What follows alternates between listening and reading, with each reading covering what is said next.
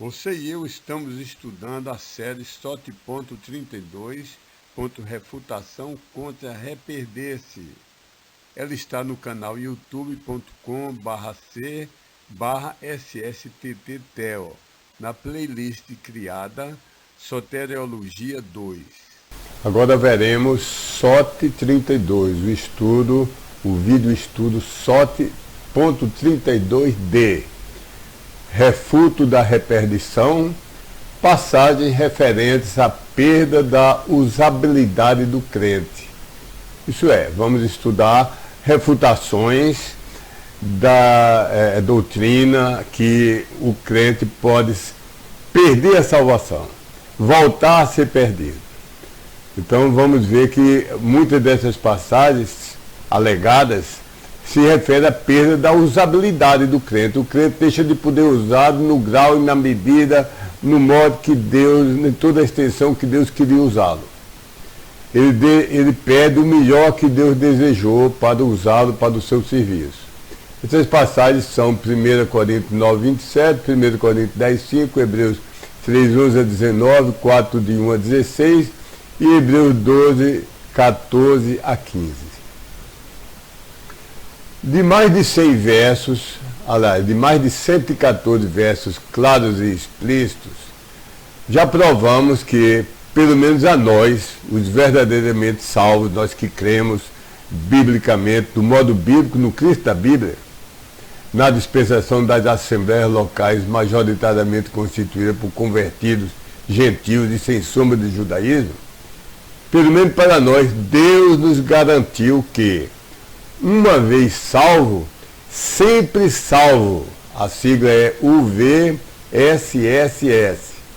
Então, uma vez salvo, sempre salvo, não pela sua força, mas preservado pelo poder e fidelidade de Deus. Mesmo que na terra fraquejemos e sejamos disciplinados, severamente disciplinados, e no céu possamos perder galardões. Então já vimos isso. Agora em SOT.32D, refutaremos objeções dos odiadores disso, que tentam alegar as seguintes passagens. Então, essa é a primeira de 3 partes.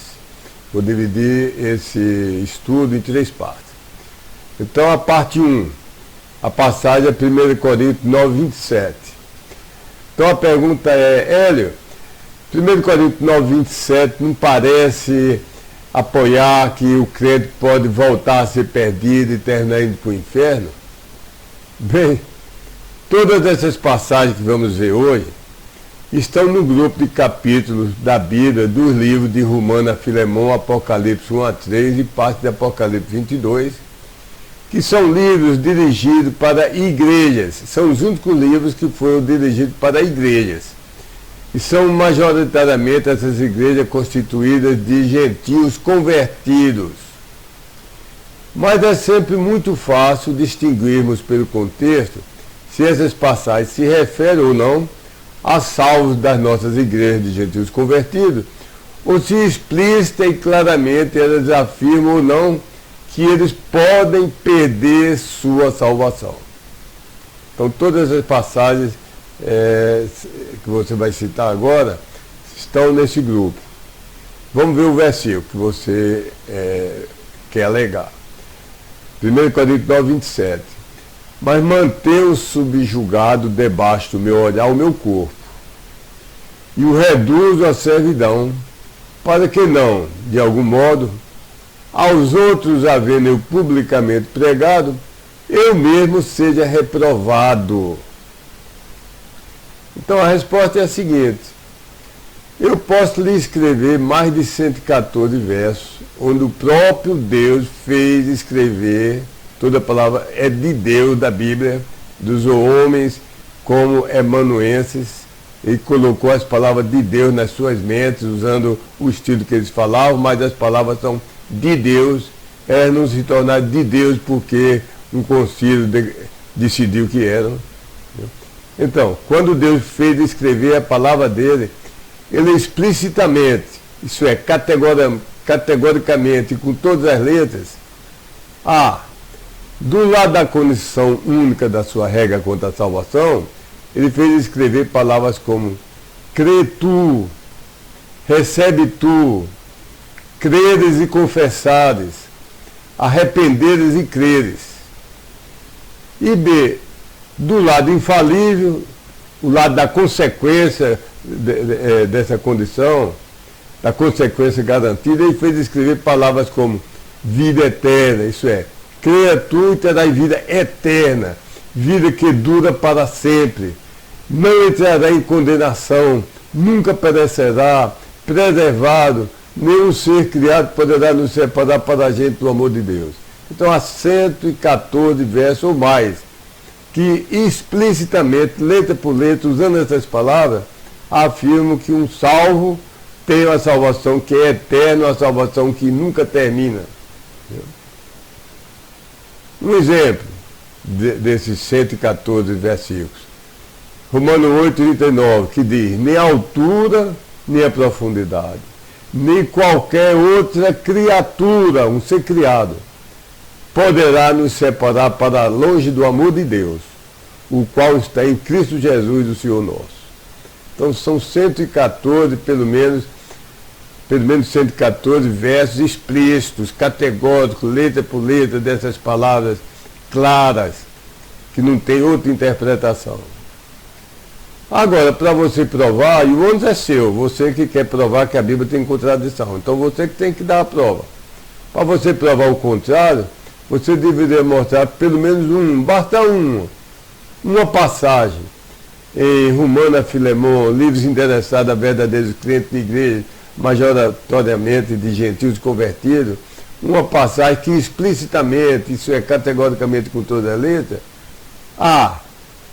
do lado da condição tem a mesma condição acima, crê tu, recebe tu, etc. Mas B, do lado da conclusão, tem a negação do que está acima.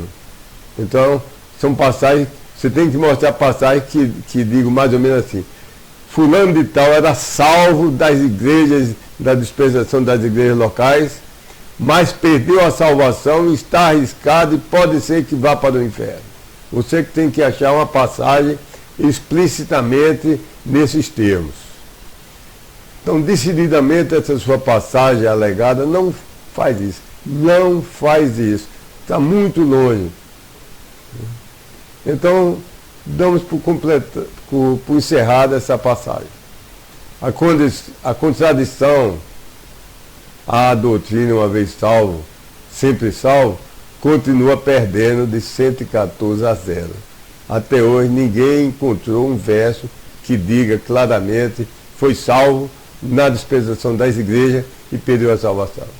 Eu oro, meu amigo, que você venha crer nessas 114 passagens e seja salvo por confiar a sua salvação a Deus e não a sua fidelidade.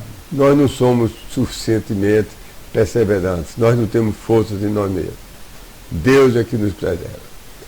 Uma explicação adicional que eu só darei depois de você crer, porque até agora você é homem natural, religioso, muito religioso, mas sem a salvação, porque não está crendo nessas 114 promessas de Deus.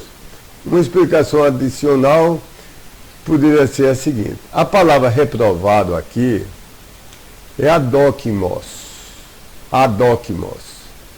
que não significa condenado e deportado para o inferno, mas sim significa apenas não aprovado num teste, sem implicar se esse teste era definitivo, se era para a coisa máxima ou se era temporário e para uma coisa menor ou secundária.